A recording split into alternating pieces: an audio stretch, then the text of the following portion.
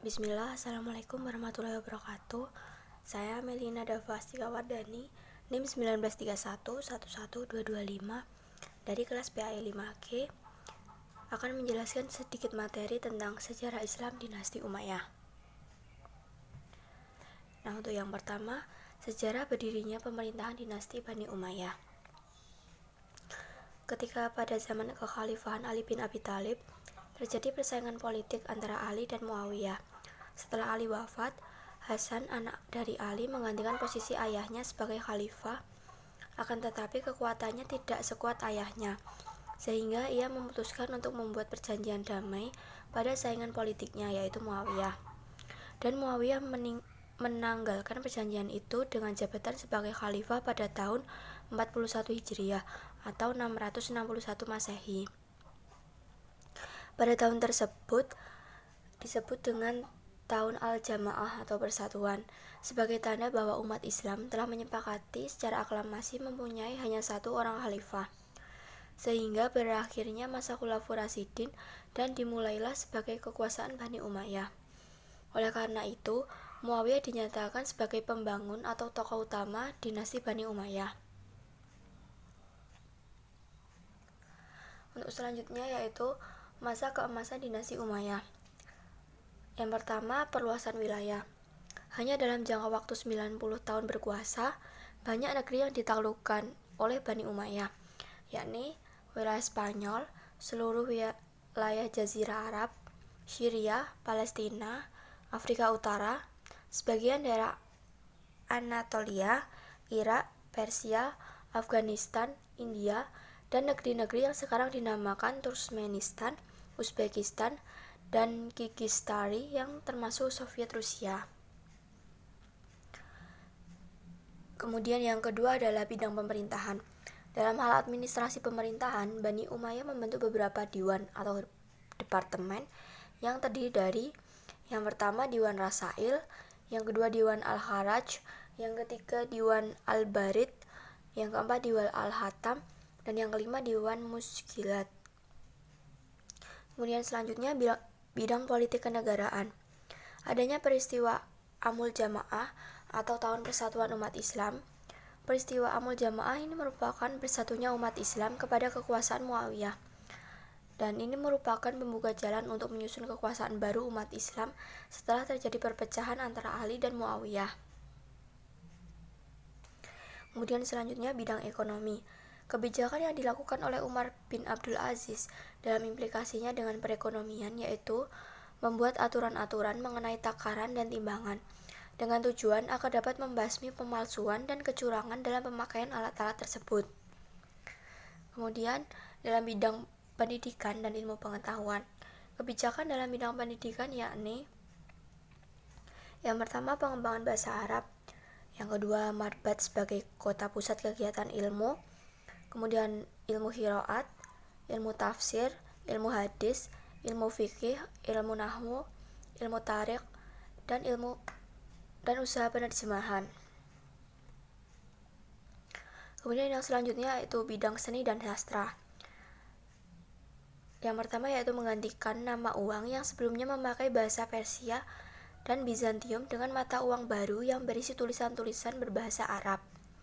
Kemudian selanjutnya penyempurnaan konten bahasa Arab yang mencakup penambahan titik-titik pada huruf Arab dan perumusan tanda vokal dhammah, fathah, dan kasroh akan memudahkan bagi orang-orang non-Arab untuk membaca tulisan berbahasa Arab. Selain itu juga pada aspek kosakata, sehingga muncul istilah-istilah berbahasa Arab yang cukup memadai yang bisa digunakan dalam bidang hukum, tata negara, retorika, tata bahasa, dan lain sebagainya. Namun sayangnya belum merambah pada bidang kedokteran, filsafat, dan ilmu sains. Kemudian untuk selanjutnya yaitu masa kemunduran dinasti Umayyah. Yang pertama, sistem pergantian khalifah melalui garis keturunan adalah suatu yang baru bagi tradisi Arab yang lebih menekankan pada aspek senioritas, pengaturan yang tidak jelas. Kemudian ketidakjelasan sistem pergantian khalifah ini menyebabkan terjadinya persaingan yang tidak sehat di kalangan anggota keluarga istana. Kemudian yang kedua, latar belakang terbentuknya dinasti Bani Umayyah tidak bisa dipisahkan dari konflik-konflik politik yang terjadi pada masa Ali. Sisa-sisa Syiah atau pengikut Ali dan Khawarij terus menjadi gerakan oposisi, baik secara terbuka seperti di masa awal dan akhir, maupun secara tersembunyi seperti di masa pertengahan kekuasaan Bani Umayyah. Penumpasan terhadap gerakan-gerakan ini banyak menyedot kekuatan pemerintah.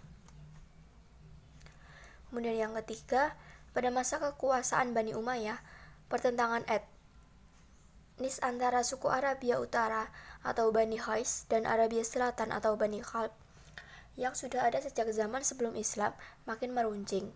Perselisihan ini mengakibatkan para penguasa Bani Umayyah mendapat kesulitan untuk menggalang persatuan dan kesatuan. Di samping itu, sebagian besar golongan Mawali atau non-Arab, terutama di Irak dan bagian timur lainnya, merasa tidak puas karena status Mawali itu menggambarkan suatu inferioritas, ditambah dengan keampuhan bangsa Arab yang diperlihatkan pada masa Bani Umayyah. Kemudian yang keempat, lemahnya pemerintahan daulat Bani Umayyah juga disebabkan oleh sikap hidup mewah di kalangan istana, sehingga anak-anak khalifah tidak sanggup memikul beban berat kenegaraan tatkala mereka mewarisi kekuasaan. Di samping itu, golongan agama banyak yang kecewa karena perhatian penguasa terhadap perkembangan agama sangat kurang. Kemudian yang kelima, penyebab langsung tergulingnya dinasti Bani Umayyah adalah munculnya kekuasaan baru yang dipelopori oleh keturunan Al-Abbas Ibnu Abdul Al-Muttalib. Gerakan ini mendapat dukungan penuh dari Bani Hashim dan golongan Syiah, dan juga kaum Mawali yang merasa dikelas duakan oleh pemerintahan Bani Umayyah, sehingga hal ini menjadi saingan Bani Umayyah dalam kekhalifahan. Kemudian selanjutnya, pengaruh pemerintahan dinasti Umayyah terhadap peradaban masyarakat global. Eropa menyerap peradaban Islam, baik dalam bentuk hubungan politik, sosial, maupun perekonomian, dan juga peradaban antar negara.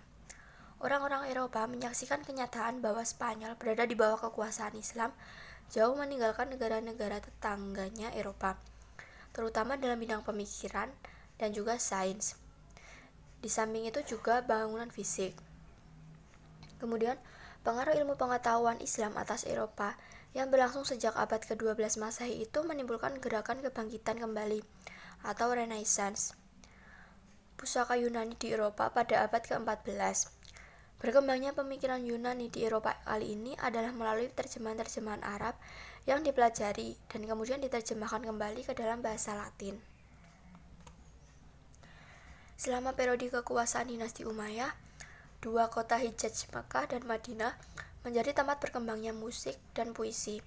Sementara itu, kota kembar Irak, Basrah, dan Kufah menjadi pusat aktivitas intelektual di dunia Islam.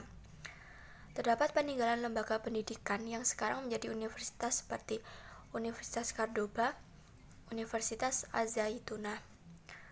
Kemudian nilai yang masih aktual dan up to date untuk diaplikasikan pada sistem pendidikan pada saat ini yaitu yang pertama, adanya pertukaran pelajar sehingga tidak hanya belajar pada suatu lembaga.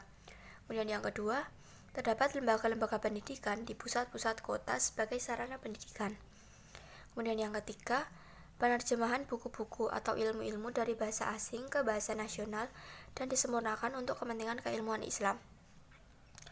Nah, mungkin cukup sekian penjelasan dari saya. Kurang lebihnya saya mohon maaf. Wassalamualaikum warahmatullahi wabarakatuh.